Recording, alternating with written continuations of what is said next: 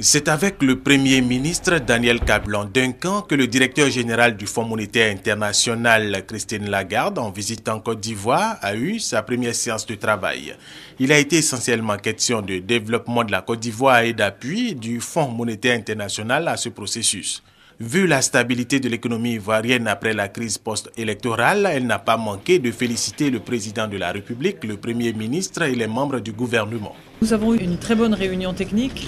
qui m'a permis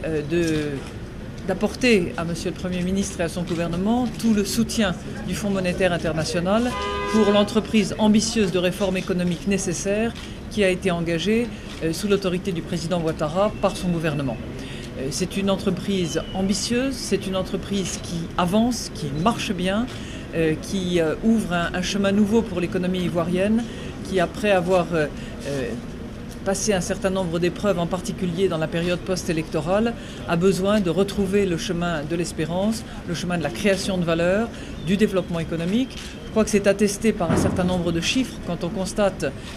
les moins 5% de l'année 2011 et les plus au moins 8,5% de l'année 2012, on constate que les résultats sont déjà au rendez-vous.